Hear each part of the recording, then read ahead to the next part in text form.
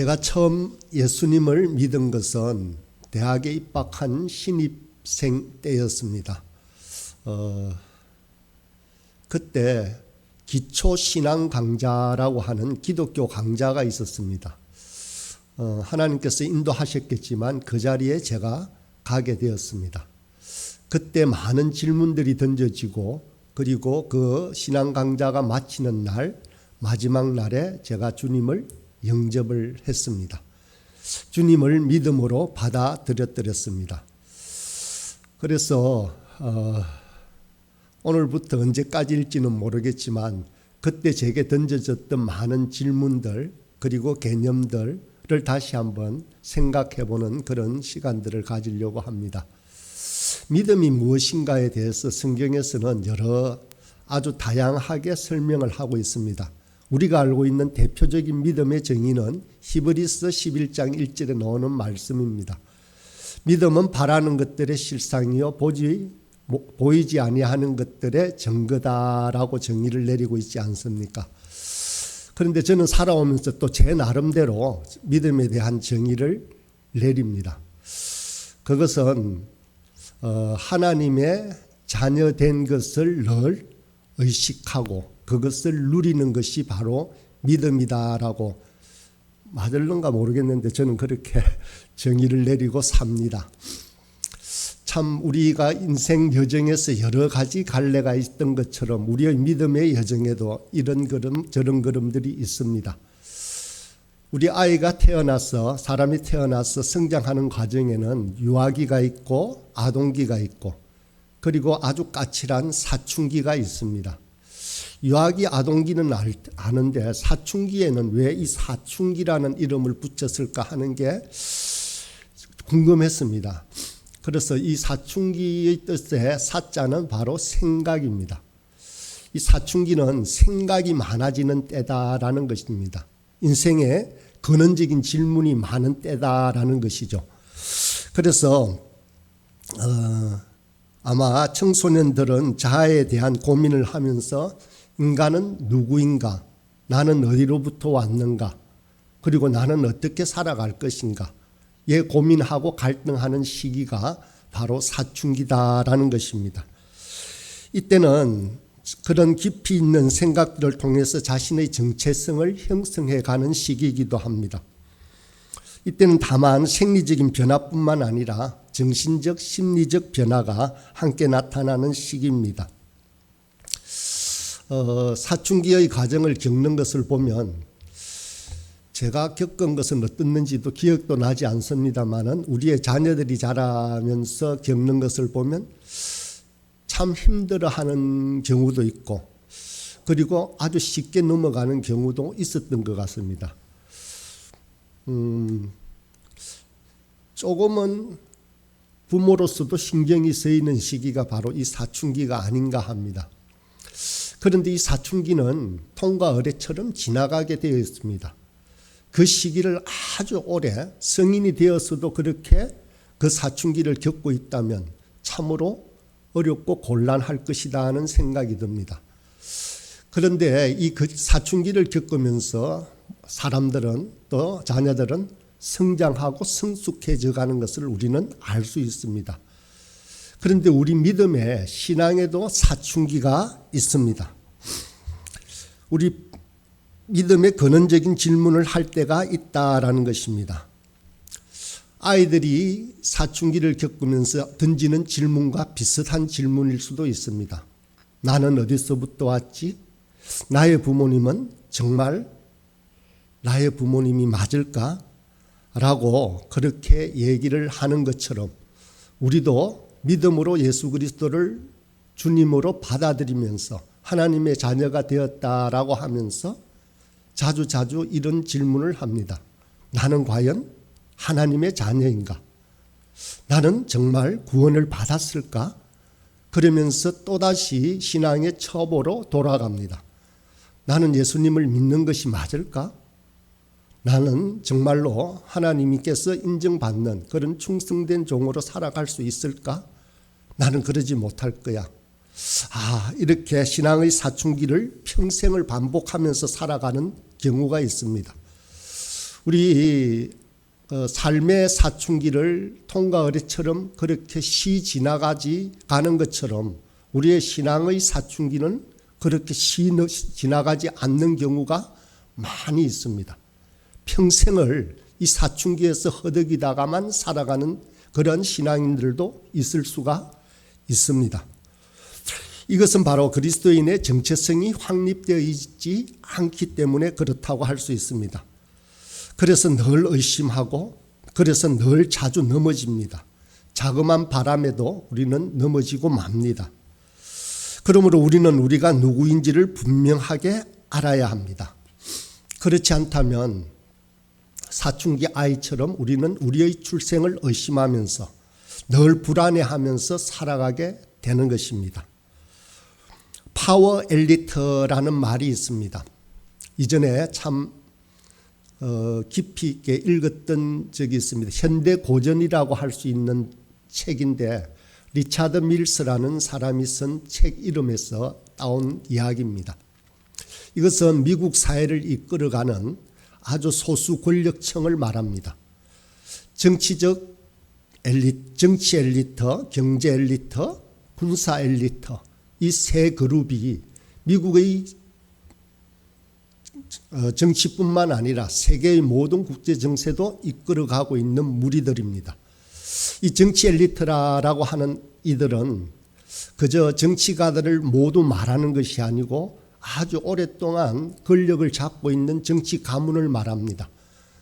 누구나 말하면 알 수 있는 루즈벨트 가문, 케네디 가문, 부시 가문 이런 가문들은 대를 이어서 대통령이 되기도 하고 대법원장, 상원의원 이런 것들을 차지하고 있는 가문입니다. 막강한 정치력을 행사하는 가문입니다. 경제자도 경제 엘리트도 마찬가지입니다. 재벌들을 말합니다. 록펠러라든지 우리가 알고 있는 오늘날에는 IT 계열의 많은 재벌가들, 마이크로소프트라든지 이런 모든 또 의학 계열에서는 존스앤존스와 같은 그런 그룹들을 말합니다. 군사 엘리트라는 것은 바로 군수 물자를 제조하는 군수 공장의 업체를 운영하는 권력들을 말합니다. 이 세 권력은 정말 미국을 이끌어가는 것뿐만 아니라 전 세계 곳곳에 정치, 경제, 사회 영역을 주름잡고 있는 그룹들입니다. 그래서 그 실체를 아주 소상하게 소개해놓은 책이 파워 엘리트라는 책인데 제가 거기서 집중해서 읽었던 부분은 바로 그 자녀들을 교육하는 부분입니다. 이들 파워 엘리트의 자녀들은 어린 아이로부터 그 학습하는 학교의 공간은 일반 학생이 가는 학교가 아닙니다. 중고등학생이 되면 그들을 사립 학교에 입학을 시키는데 그곳에서는 정말 다양한 교과목들이 특별하게 행해지고 있습니다. 컨버세이션이라고 하는 과목이 있습니다. 그때는 거기에서 한 10여 명의 학생들이 모여 있는데 한 학생이 회의를 주도하는 그러한 훈련을 합니다. 그리고 옆에는 집사들이 어른들이 정말로 그렇게 대재벌 그룹의 회의와 같은 모양으로 합니다. 그것을 학생이 중학생이 고등학생이 주재하는 것이죠. 아주 자연스럽습니다. 어려 보이지도 아니하고 그렇다고 교만하지도 않고 이러한 훈련들을 합니다. 그러면서 이 아이는 점차 그 다음 세대를 이어갈 엘리트로 파워 엘리트로 자라갑니다. 그러면서 이 아이들은 모두 아이비리그로 미국의 대학으로 진학을 합니다. 공부를 잘하고 못하고의 문제가 아닙니다. 갈 수 있습니다. 무조건 가게 됩니다. 그래서 미국에는 기부 입학금 제도가 있습니다. 그래서 그 아이들은 시험을 치지 않고 그 아이비리그 동부 그룹의 모든 유명한 대학을 진학을 하게 됩니다. 이들은 이렇게 태어나면서 자연스럽게 이런 과정을 통해서 그들만의 리그, 그들만의 자의식, 정체성이 형성되어져 가는 것입니다. 그렇다면 우리 그리스도인의 정체성은 무엇입니까? 바로 우리가 하나님의 자녀라는 것입니다. 파워 엘리트의 자녀와는 비교할 수도 없는 최고의 특권을 누릴 수 있는 하나님의 자녀다라는 것입니다. 자녀는 엄밀히 말하면 시험을 쳐서 되는 것이 아닙니다. 봉사나 희생을 통해서 되어지는 것 또한 아닙니다. 자녀는 태어나는 것입니다. 그래서 우리 주님은 우리가 하나님의 자녀 되는 것을 거듭남, 태어남으로 설명하고 우리에게 말씀해 주십니다. 요한복음 3장에서 예수님은 니고데모와 대화하는 곳에서 하나님의 자녀가 되는 것은 육신으로 태어나는 것이 아니라 물과 성령으로 거듭나는 것이다 라고 말씀하십니다. 오늘 본문으로 읽은 요한복음 1장도 마찬가지입니다. 우리는 하나님의 자녀로 태어나야 합니다. 그래야 믿음의 삶이 시작이 됩니다. 그래서 하나님을 알게 되고 또 오해하기도 하고 하나님과 함께 웃고 울면서 이 땅에서 작은 천국을 누리며 살아가게 되는 것입니다. 그런데 만약 우리가 하나님의 자녀가 아니다라고 한다면 신앙적인 그 어떤 갈등과 번민도 없을 것입니다. 그저 미물처럼 살아가는 피조물이 되고 맙니다. 신앙의 사춘기로 갈등하고 고민하면서 다시 원점으로 돌아오고 하는 일들은 없을 것입니다. 물론 하나님께서는 인간에게 하나님을 찾고자 하는 갈망과 그러한 소망을 다 심어 놓으셨다고 하셨습니다만 그저 의미 없는 인생을 통해서 살아가는 사람들은 하나님의 자녀가 아닙니다. 그저 세상의 흐름에 따라 소망 없이 살아가게 되는 것입니다. 오늘 본문을 다시 한번 읽어보겠습니다. 영접하는 자 곧 그 이름을 믿는 자들에게는 하나님의 자녀가 되는 권세를 주셨으니 이는 혈통으로나 육정으로나 사람의 뜻으로는 하지 아니하고 오직 하나님께로부터 난 자들이니라. 하나님께서는 믿는 자들을 자녀로 부르십니다. 이것은 사람의 뜻으로 된 것이 아니라고 합니다. 오직 하나님께로부터 났다라고 말씀하십니다. 요한복음 6장 44절의 말씀에도 나를 보내신 아버지께서 이끌지 아니하시면 아무도 내게 올 수 없으니 오는 그를 내가 마지막 날에 다시 살리리라고 약속하십니다. 이렇게 저와 여러분은 하나님의 자녀로 살아가는 그러한 삶이 시작이 된 것입니다. 제가 부모님의 자녀로 태어나서 살아가는 것처럼 저는 하나님의 자녀로 살아갑니다. 처음 예수님을 믿은 저에게 한 친구가 이렇게 물었습니다. 네가 하나님의 자녀인 줄을 어찌 아느냐고 물었습니다. 그래서 참 제 그때 초보적인 신앙으로서는 답하기가 어려웠습니다. 그래서 이렇게 말했습니다. 그저 하나님의 자녀인 것이 믿어져라고 말했습니다. 제가 제 부모의 자녀임을 확인하기 위해서 유전자 검사라든지 태어난 곳을 방문해서 증거물을 찾지 않는 것처럼 하나님의 자녀된 것 또한 그렇게 믿어진 것입니다. 그렇게 제가 하나님의 자녀라는 것을 믿는다라고 말하면서 그 친구에게 이렇게는 말했던 기억이 있습니다. 하나님은 절대로 거짓말 안 하시는데 그 하나님께서 내가 자녀라고 약속하셔서 참 대견하죠. 그렇게 대답했습니다. 그 이전에 대장금이라고 하는 드라마가 있었는데 그 드라마를 보면 나오는 이야기가 있습니다. 수락관에서 훈련을 받는 아이들에게 최고 상궁이 마련한 음식을 모두에게 먹이면서 그 아이들에게 어떤 맛이 나느냐라고 물었습니다. 그러자 아이들이 고기 맛이 나고 감자 맛이 나고 무엇이 나고 말하면서 단맛이 나는데 설탕 맛이 납니다라고 했습니다. 그러자 어린 대장금이 아닙니다 하니까 전부 다 그 어린 대장금을 향해서 그 눈길이 향했습니다. 그러자 뭐라고 대답했는가 하면 홍시 맛이 납니다라고 말을 했습니다. 그러자 최고 상궁이 아주 기특해서 어찌 홍시 맛이 나느냐라고 묻습니다. 그러니까 이 어린 대장금이 아주 난처해하면서 제 입에서 홍시 맛이 나서 홍시 맛이 난다고 하는데 홍시 맛이 어찌해서 나느냐고 물으면 제가 라고 이렇게 머무르고 있는 그러한 장면이 생각이 납니다. 저보고도 그런 것 같습니다. 네가 어떻게 하나님의 자녀냐라고 묻고 그것을 따지고 그렇게 말을 한다면 저도 어린 대장금과 같아질 것 같습니다. 제가 하나님의 자녀인데 하나님의 자녀라서 하나님의 자녀라고 말하는데 어찌 하나님의 자녀라고 묻습니까? 라고 그렇게 말할 것 같다는 것입니다. 주님을 영접하고 주님의 이름을 믿으면 하나님의 자녀가 된다는 약속이 믿어집니다.